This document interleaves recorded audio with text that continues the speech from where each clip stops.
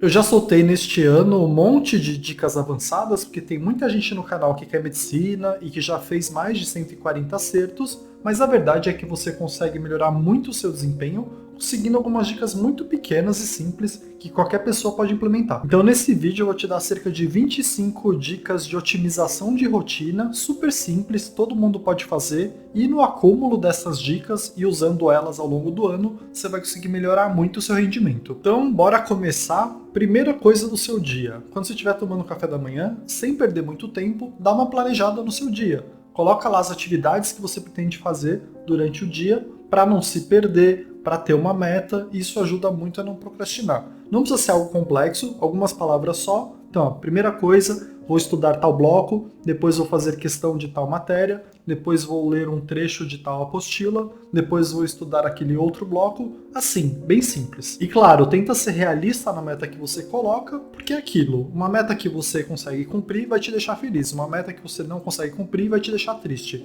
Então, metas pequenas, metas simples, metas alcançáveis. E aí assim, a ordem dos fatores importa. Você sempre quer fazer antes aquilo que é mais importante no seu dia. Você quer fazer antes porque você vai ter mais energia, vai conseguir prestar mais atenção, e se por um acaso você não conseguir cumprir todas as suas metas, pelo menos você já fez as mais importantes. E aí, para quem segue meu cronograma, tem várias ferramentas de priorização. Eu coloco para cada bloco quais são os tópicos mais importantes, você consegue checar quantas questões caíram nos últimos Enems para cada um dos blocos, e na versão Ultra eu ainda coloco o ranking já atualizado para esse ano, para você ver quais blocos caem mais que os outros. Então, por exemplo, se você se planeja para fazer 2 ou 3 blocos por dia, faz primeiro aquele bloco que cai mais, para caso acabe seu tempo, pelo menos você viu o mais importante. E aí beleza, você já tem um plano simples e já está priorizado esse plano, mas eu acho que ainda antes de começar a estudar mesmo, tem mais uma atividadezinha que você pode fazer.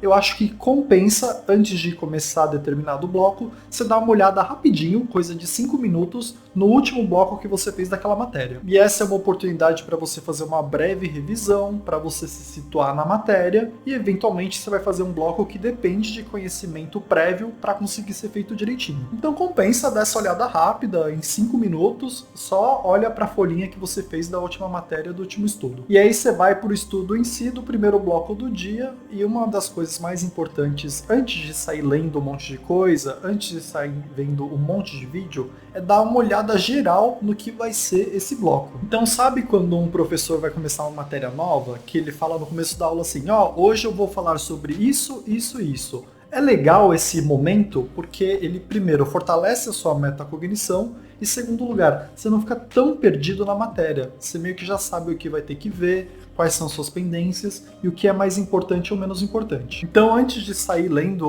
uma apostila, um capítulo inteiro de algo, dá uma folhada nesse capítulo e vê o nome dos tópicos. Se você tem dúvida de o que significa algum termo, já dá uma procurada. E assim você começa um estudo sem estar completamente perdido, porque é muito ruim você começar um estudo sem saber o que tem que ser feito e quando vai acabar, se sentir perdido e desmotivado. Então vê o que vai ser feito, para você já ter uma ideia do tanto que falta. E aí beleza, você finalmente vai ver a sua primeira videoaula do dia.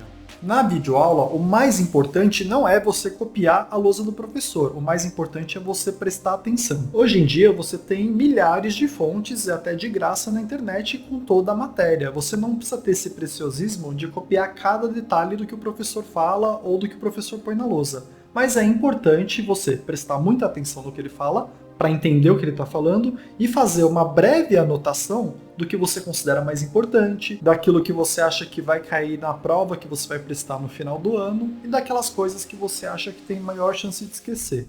Já nesse tópico, é legal você marcar ou circular aquelas coisas que, entre as coisas que você anotou, você considera ainda mais importante. Para quando você for olhar de novo o seu caderno, ter um destaque ali daquelas coisas que de jeito nenhum você pode ir para a prova sem saber. E aí uma coisa legal de ser feita nesse momento também, que ajuda muito a entender e a aumentar a sua taxa de retenção, ou seja, você esquecer menos daquilo que você está vendo, é as matérias que você conseguir fazer uma tabela que representa bem aquela matéria, ou um desenho que simplifica aquela matéria, isso vai te ajudar muito na hora de lembrar e até para entender aquele tópico. Porque uma coisa que você tem que ter em mente quando estiver estudando é, sempre que você perder um tempo pensando em relação a algo, tentando simplificar aquele algo, tentando fazer um resumo com as suas próprias palavras de algo, você vai estar aumentando a sua taxa de retenção também. Você vai estar absorvendo mais sobre aquele assunto, você vai estar entendendo um pouco melhor. Você fazer um esforço em termos de pensamento sobre algum tópico aumenta a sua taxa de retenção. E aí, beleza, você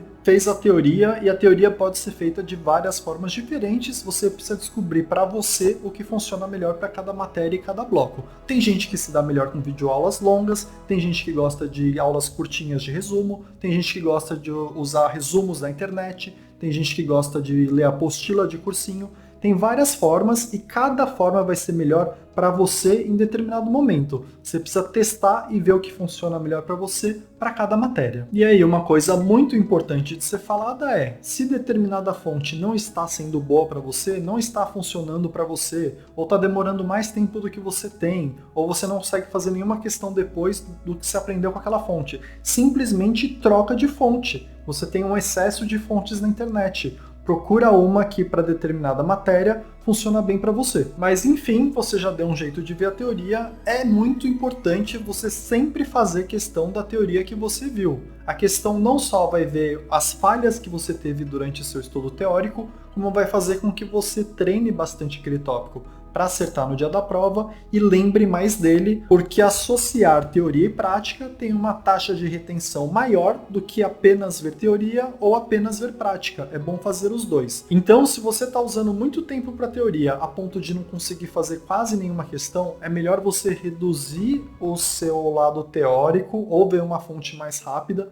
e conseguir fazer algumas questões do que apenas ver teoria. E uma solução razoavelmente simples também para não deixar de fazer questão é, em vez de ver um bloco inteiro teórico e depois fazer o bloco inteiro de questões, vai intercalando durante os tópicos. Então vê uma parte do bloco, faz algumas questões. Vê outra parte do bloco, outras questões. E como você tem esse limite de tempo, é sempre melhor priorizar questões daquela prova que você vai fazer.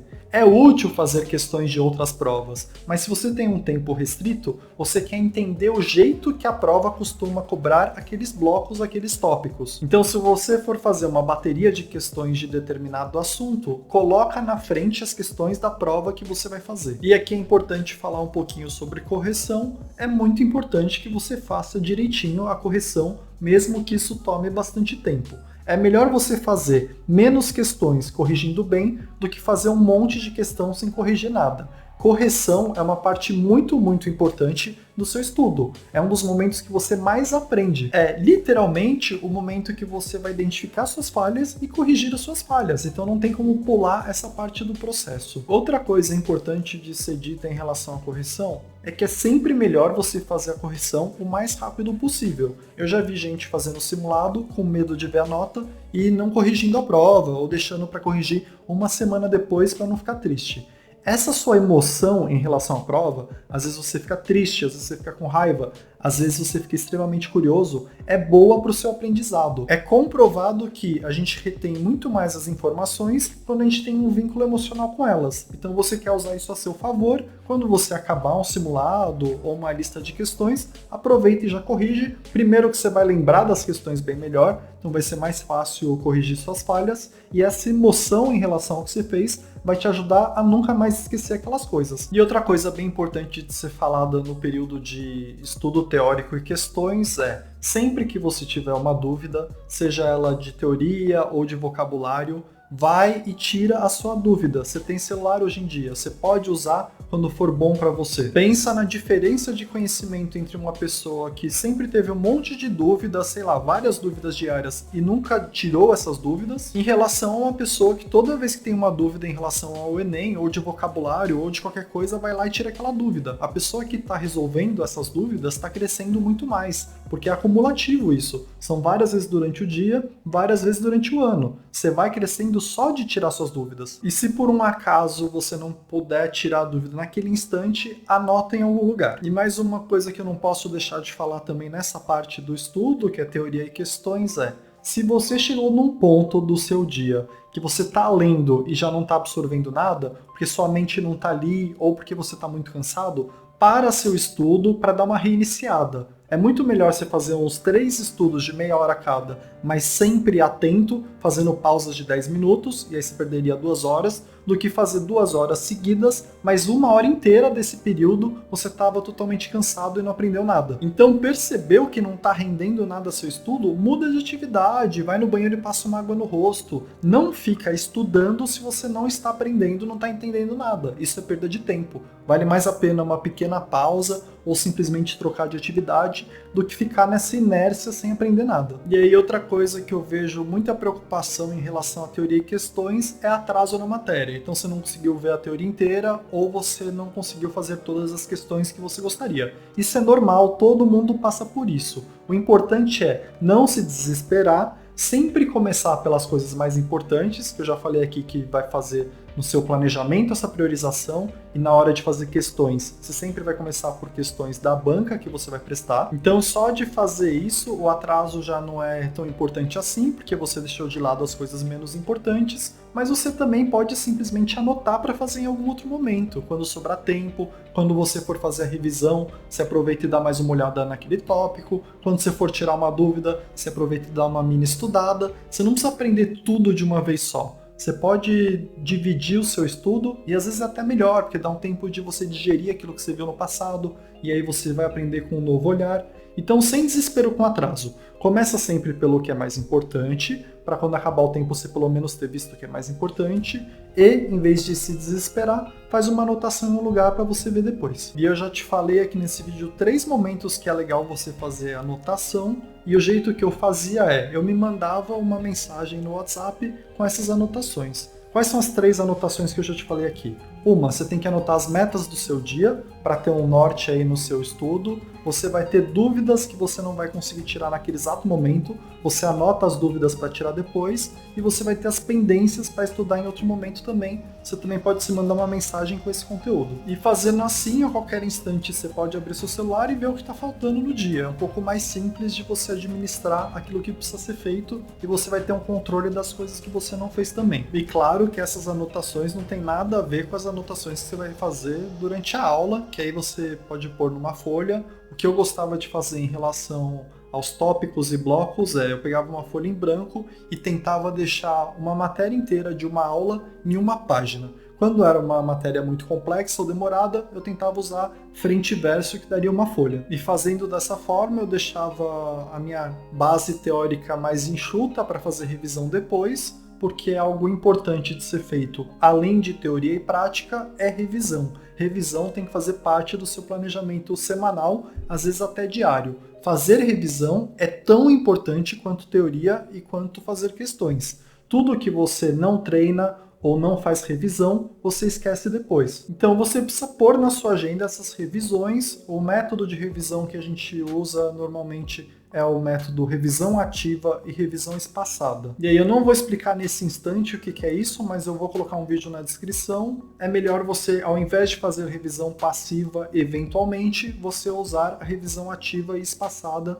que aumenta muito a sua taxa de retenção. E mais uma coisa interessante a ser falada em relação a métodos e técnicas de estudo tem várias técnicas para serem usadas. Na internet, no YouTube tem um monte, no meu canal tem um monte de técnica, mas o importante para você saber em relação à técnica tem várias, você precisa testar, ficar com aquelas que funcionam bem para você e desencanar daquelas que não funcionam bem para você. Então eu vou deixar aí na descrição o vídeo para revisão ativa e espaçada, que são 2 técnicas diferentes no mesmo vídeo. Você testa, se funcionar você continua fazendo, senão você vai atrás de outra coisa, senão você continua na revisão passiva mesmo, senão você vai flashcard, aí você vê o método que funciona melhor para você. E aí tem outra atividade fora a revisão que também é quase que essencial para você ir bem no Enem, que é fazer leitura para melhorar a sua interpretação. A prova do Enem é muito interpretativa. O dia 1 você tem que saber um monte de interpretação para conseguir ir bem, e no dia 2 você precisa interpretar bem para conseguir fazer um pouco mais rápido a prova. Então você precisa ler sempre durante o ano. Eu sugiro que quase diariamente você tente ler até uns 30 minutos, para melhorar sua interpretação durante o ano. O jeito que eu fazia era ler durante o almoço, então eu comia em cerca de 30 minutos e ficava lendo mais uns 30 minutos antes de voltar para o meu estudo. E eu gostava de ler com basicamente dois objetivos. Um deles era ler coisas difíceis para melhorar o meu vocabulário e melhorar mesmo a minha leitura na prova de linguagens. E o outro objetivo era ler para aprender mais sobre as matérias, então era ler coisas relevantes para a prova. E aí basicamente eu lia muita coisa de natureza, e eu recomendei inclusive no último vídeo vários livros para você ler, com essa ideia de ler para melhorar sua leitura e simultaneamente aprender coisas para a prova, e também fazer isso com humanas. E aí uma das últimas dicas de rotina que eu tenho para te dar é: cuide da sua saúde física e mental. É legal você fazer exercício físico se você tiver um tempinho. Eu gostava de fazer cerca de 30 minutos de alongamento e exercício em casa mesmo. É comprovado que fazer exercício físico aumenta a sua taxa de aprendizado, faz bem para você, e também exercício físico ajuda a melhorar a sua saúde mental. E em relação à saúde mental, é bom que você procure ajuda de alguém se você tiver com algum problema. Então, por exemplo, se você não estiver dormindo bem, é legal você procurar a UBS perto da sua casa e conversar com o médico da UBS se tem algo a ser feito. Porque não estar bem mentalmente vai afetar negativamente o seu estudo, o seu resultado, então é algo que você deveria melhorar já agora nesse semestre, para ter uma chance melhor e aumentar seu desempenho durante o ano. Então nesse vídeo eu te dei um monte de dica bem pequena que todo mundo pode pôr em prática, e o acúmulo dessas dicas vai tornar sua rotina muito otimizada, o que ao longo dos dias vai melhorar muito o seu desempenho, inclusive na prova. Mas eu também tenho várias dicas mais avançadas que não são tão simples assim de colocar em prática. Várias delas eu coloquei no mesmo vídeo, um vídeo muito importante que chama Futuro do Enem, que eu vou colocar agora no final desse vídeo para você ir lá se quiser, que eu conto a história de várias técnicas de estudo, e no final do vídeo eu ainda falo várias técnicas avançadas para você ainda ir mais além do que eu falei nesse vídeo aqui. Então por hoje é isso, vou deixar o vídeo aqui para você ver em seguida, e obrigado!